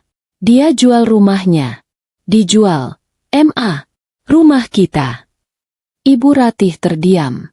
Ekspresi wajahnya berubah dari kaget menjadi sangat pucat. "Jual, kamu jangan bercanda, Bim. Mana mungkin." "Aku nggak bercanda, Ma. Aku baru pulang, dan rumah kita kosong melompong. Semua barang Ranti sudah nggak ada. Dia bilang sudah dijual. Dia bilang dia tahu soal Sari. Mama yang mengunggah fotonya di Facebook. Kan, Ma? Kan, Ma?" Bima mencengkeram lengan ibunya. Ibu Ratih mulai menangis. Bukan tangisan akting seperti biasanya. Ini tangisan ketakutan. "Astaga, Bima. Mama cuma mau pamer ke teman-teman Mama kalau kamu sudah punya keturunan. Mama nggak tahu kalau Ranti akan sejahat ini. Dia sudah gila." "Gila? Kita yang gila. Ma, kita yang curang. Dan sekarang kita kehilangan rumah 20 miliar itu. Mama pikir dari mana aku bisa dapat uang lagi untuk beli rumah seperti itu? Dari mana?" Bima menjerit tepat di depan wajah ibunya. Ibu Ratih terduduk di sofa bututnya. "Mama, Mama nggak tahu, Bim. Mama nggak punya uang. Uang Mama cuma cukup buat kontrakan ini dan beli makanan pangeran." "Pangeran? Mama cuma mikirin kucing itu. Aku anak Mama. Aku butuh bantuan Mama. Panggil notaris itu. Batalkan penjualannya. Mama harus bantu aku. Ma." Bima memohon sambil bersujud di kaki ibunya. Air mata bercampur ingus membasahi celana mahalnya. "Mama nggak bisa. Nak, Mama nggak tahu apa-apa soal jual beli rumah. Itu kan atas nama Ranti. Kamu minta bantuan Sari, Bim. Dia kan cinta sama kamu. Dia pasti akan bantu kamu." Ibu Ratih berusaha melepaskan diri. Mendengar nama Sari, Bima seperti tersadar. "Riana." "Ya, Riana. Dia kan punya uang juga. Dia kan mencintaiku. Dia kan membawa anakku." Bima berbalik, berlari kembali ke mobilnya, dan melaju sekencang mungkin menuju villa di puncak. Pagi menjelang. Setelah perjalanan histeris semalaman, Bima tiba di villa mewah itu. Villa yang ia sewa untuk Bulan Madu, sirinya. Ia memencet bel. Riana membuka pintu. Wajahnya masih terlihat mengantuk. Tapi raut wajahnya langsung berubah dingin saat melihat Bima, yang terlihat berantakan, basah oleh keringat, dan matanya merah bengkak. "Mas Bima, ada apa? Kok kayak orang gila?" tanya Riana. Suaranya terdengar tidak ramah. "Riana, sayang, aku butuh bantuan kamu. Ranti, dia jual rumahnya. Kita nggak punya tempat tinggal. Aku butuh kamu bantu aku. Kita beli rumah baru. Ya, kamu kan janji akan selalu di sisiku." Bima memegang tangan Riana dengan erat. Riana menarik tangannya dengan kasar. "Jual rumah? Mas Bima bercanda? Rumah 20 miliar dijual? Mas Bima kehilangan akal, ya? Aku nggak bercanda, Riana. Aku nggak punya apa-apa lagi. Aku butuh uang kamu. Kita beli rumah baru. Aku akan belikan mobil yang kamu mau." Bima memohon. Riana tertawa. Tawa yang sangat sinis dan tajam. "Uangku? Uangku cuma cukup buat pre-order tas mahal terbaru. Mas, mana cukup buat beli rumah di Jakarta? Dan soal janji? Aku janji akan di sisi Mas Bima yang direktur kaya raya. Bukan Mas Bima yang baru saja kehilangan rumahnya karena istri sahnya yang gila." "Riana, aku bawa anak kita. Anak kita. Kamu nggak kasihan sama anak kita?" Bima memohon. Air mata kembali mengalir. Riana menatap perutnya yang masih rata. Anak ini, dia butuh ayahnya yang kaya dan punya martabat. Mas, bukan ayah yang miskin dan diusir dari rumahnya. Maaf, Mas Bima. Aku cuma butuh jaminan. Dan Mas Bima sekarang gak punya jaminan apa-apa. Bima tercekat. Ia sadar. Riana tidak pernah mencintainya. Dia hanya mencintai kekayaan dan statusnya.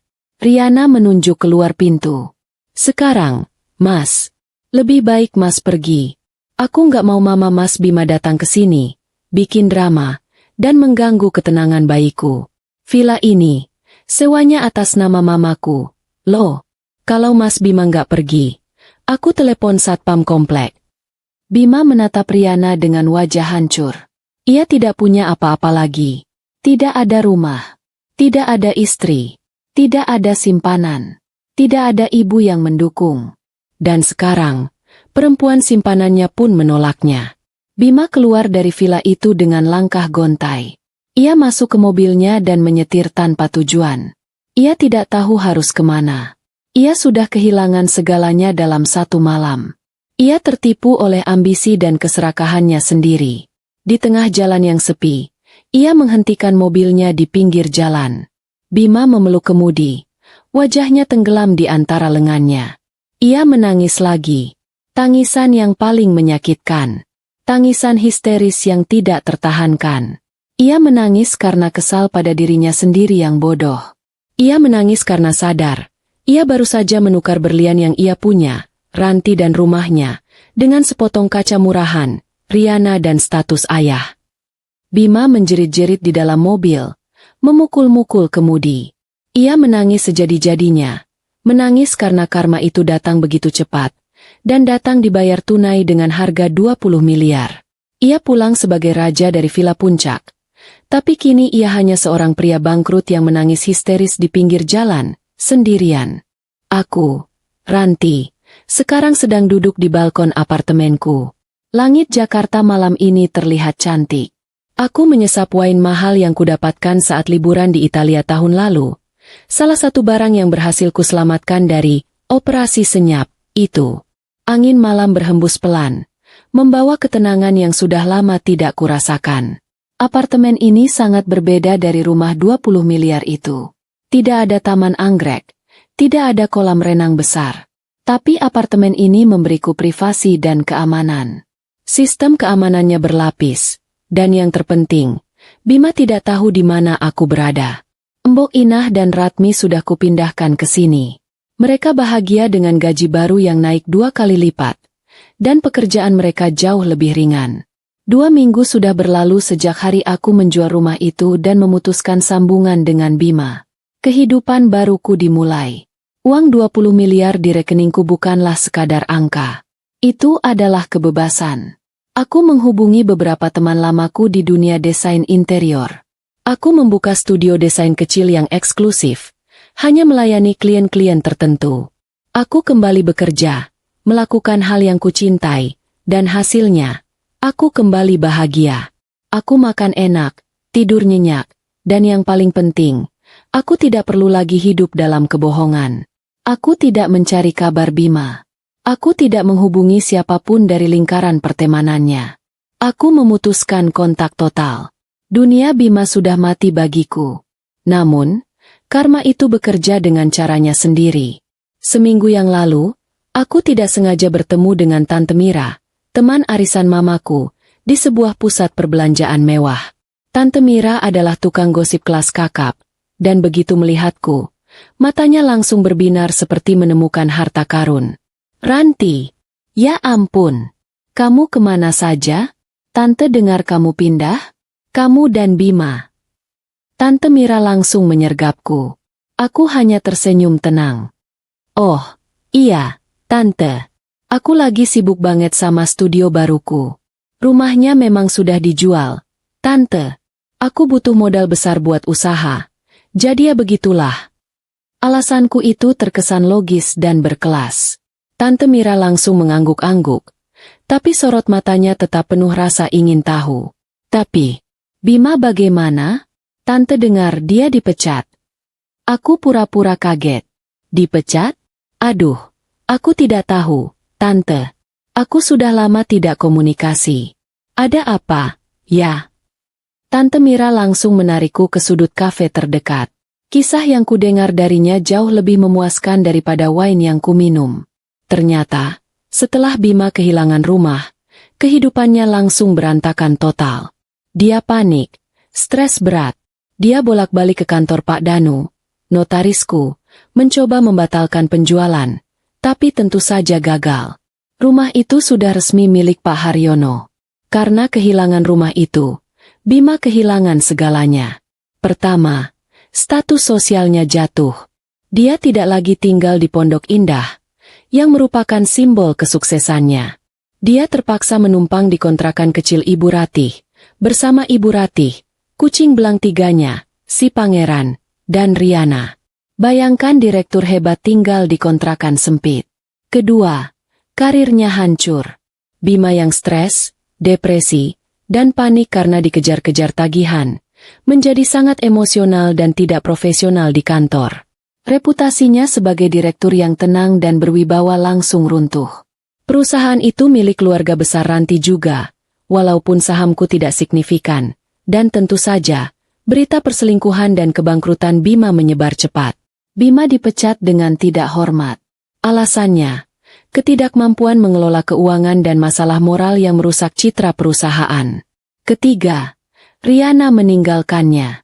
Begitu tahu Bima dipecat dan tidak punya aset apa-apa lagi selain setumpuk jas mahal di kontrakan kecil, Riana langsung memutuskan hubungan. Dia bahkan tidak peduli dengan janin yang ia kandung. Katanya, dia hanya mau mengurus bayinya sendirian, tanpa ayah yang miskin dan tidak punya masa depan. Ya ampun, Ranti, kata Tante Mira, suaranya pelan. Tante dengar, Bima sekarang jadi kurus kering. Dia bahkan menjual semua jam tangan mahalnya, cuma untuk bayar sewa kontrakan Ibu Ratih. Ibu Ratih sekarang sering mengomel keras di telepon. Katanya Bima cuma jadi beban, tidur cuma bisa ngomel-ngomel di lantai rumahnya yang sempit. Aku menatap Tante Mira, dan tersenyum tulus. Kasihan sekali. Ya, Tante. Semoga beliau diberi kesabaran. Tante Mira menatapku dengan mata menyelidik. Tapi, Ranti, kamu nggak mau memaafkan dia? Kalian kan sudah lama menikah. Aku memotongnya dengan nada santai. Aku sudah memaafkan, Tante. Tapi memaafkan bukan berarti harus kembali. Aku sudah terlalu bahagia sekarang. Aku punya uangku, pekerjaanku, dan yang paling penting, aku punya ketenangan jiwaku sendiri. Sore itu, aku pamit dari Tante Mira. Aku tahu, kabar ini akan menyebar cepat. Aku telah memberikan Tante Mira cerita eksklusif yang sangat memuaskan. Biarkan saja. Biarkan semua orang tahu. Malam ini, aku kembali ke balkon apartemenku. Aku memikirkan Bima, yang kini hidup miskin di rumah Ibu Ratih, menyesali perbuatannya, menangis histeris karena kehilangan kekayaan yang bukan miliknya. Aku membayangkan Ibu Ratih, yang harus menanggung beban Bima dan Riana yang cerewet, setelah ia bangga memamerkan pernikahan siri itu di Facebook. Ini bukan pembalasan dendam yang kejam. Ini adalah keadilan. Aku tidak menceraikannya secara resmi, tapi aku sudah menceraikannya dari segi harta dan hidup. Aku membiarkannya hidup dengan penyesalan dan konsekuensi dari keserakahannya. Itu lebih menyakitkan daripada perceraian di pengadilan. Aku mengangkat gelas wainku ke arah langit malam. Terima kasih, Papa. Bisikku pelan. Jaga-jaga yang Papa tanamkan dulu, sekarang sudah menyelamatkan hidupku. Aku menghirup udara malam yang segar. Aku, Ranti, 32 tahun. Janda yang kaya, bahagia, dan bebas. Aku tidak lagi mengurus taman anggrek, tapi aku membangun kerajaan desainku sendiri. Dan Bima? Dia akan terus menangis histeris di rumah kontrakan sempit, dikelilingi jas-jas mahalnya yang tidak bisa ia pakai lagi. Karma itu dibayar tunai. Dan harganya 20 miliar.